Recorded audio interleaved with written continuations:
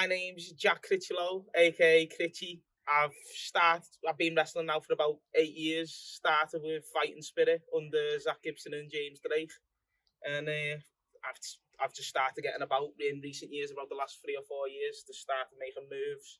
What promotions of the list of promotions like wrestled for, obviously Infinite aside? I wrestled for TNT, Future Shock, it's gone blank there. OTP, Infamous. There's a few others that I'm probably forgetting there. Yeah. But so, you've obviously kind of come up in this interesting time. When was it you were starting to train? It was like probably the early 2010s, was it? Mid 2010s? 2016, 2017. So it's an interesting time to have come up when you would have had that quite, almost like a boom in the British wrestling at that time. Big shows, kind of big. With Defiance and all that is the boom. Yeah. What was it like coming up during that time and training during that period of time? I felt like there was loads more opportunities then. When I was training, like there's a lot more opportunities with like Defiance and all of the UK indie scene at that time was just, it was boom with opportunities. And then obviously when it got to like towards COVID and that, it dipped and the opportunity sort of went away. And it's only in the last year or two where you've sort of felt like it's coming back to what it was. But COVID majorly fucked the scene up really. Yeah. And NXT UK. Well, we were just talking about NXT UK actually with Luke. Kind of on that note, kind of what was that experience kind of from your perspective of kind of being in the scene? Did you feel with like kind of World of Sport and NXT UK, did you feel that those things were getting sapped from it? Or was it at the time, did it feel like a plus or a negative? Or I feel like it was a plus for a wrestler's standpoint because it feels like it is a goal. Otherwise, being from the UK and being from any country that's in the way that WWE isn't like, doesn't put on as many shows, it feels like it's worlds apart, and getting there you don't really know what ladders to take. Whereas when NXT UK was there, it felt like you knew what position you needed to be to get that goal. And that, even though it's gone now, you can still sort of see the trajectory where you need to go. So I think it being there helped big time with the scene. Yeah, so kind of a shame that it's obviously because of the pandemic and whatever any other reasons kind of got off. Yeah. So obviously Scouse lad, don't need to tell that to anybody listening, I'm sure. And where did you grow up around? Yeah, I grew up around Bootle. Yeah. Oh, okay, nice. Where we are now. So do you kind of feel an affinity then to Infinite? Because obviously it's a Scouse promotion, it's kind of, and then like obviously like with the Liverpudlian scene specifically, do you feel like? I feel like with Infinite, like obviously the old Infinite that started years ago, like obviously big names that have come through there after them now, obviously being in WWE are still in WWE, and it's just like it's a promotion that's trying to get back to that stage, and I feel like it could get there eventually, because obviously all the old viewership and all the people that were there back in the day, obviously they still remember that. So I think even the fans want to get back to that stage. What was it like training with James Drake and Zach Gibson? It's boss.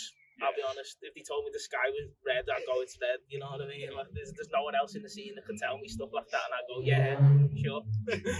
Yeah. And how vital is it to have a local scene, especially here in Liverpool? You know, for and in the you, UK as well. In the UK as well. You know, for you as a wrestler, but also for the fans, really. I feel like it's important that the scene, that people are coming to every show they can get to and all that, and it's without it, travelling, and there'd be a lot more competition if they weren't such much of a local scene. There'd be a lot more competition because, let's be honest, it's like football, it's like any sport you go into. Everyone wants to make it, and they're going to stand on each other's backs to get it to stab each other in the back. So you got to get there, and I feel like the local scene stops a bit of that and makes it a bit more professional. What was the first thing that got you into wrestling? Well, my one, everyone goes, it's a bit mad that. I seen Hornswoggle running up a ladder with him Finley and thought, this is mad. And I thought, this is what I like. This is sick. And I went into school next day and thought I want a Hornswoggle as my mate.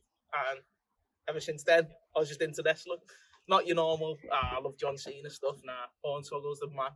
And I met him at the Full of Wrestling recently. Lovely fella. We have had some weird ones in that, but that is the weirdest one yet. Yeah. Definitely. Definitely the weirdest one yet. He's great. Nice. Right I loved him when I was a kid, to be fair. Yeah. Nice guy then. Yeah. Apparently you do hear he was a laugh backstage and stuff. You do hear.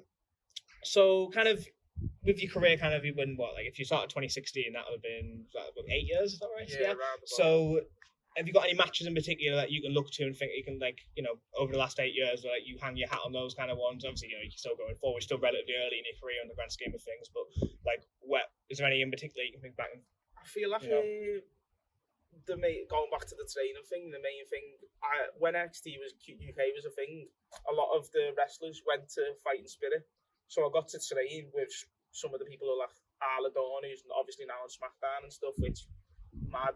I'd wrestled there on a weekly basis, and I'd wrestled a few of the other Pretty Deadly and all that. They'd all been there, and that's something where I look back on and I think that's a bit mad, that.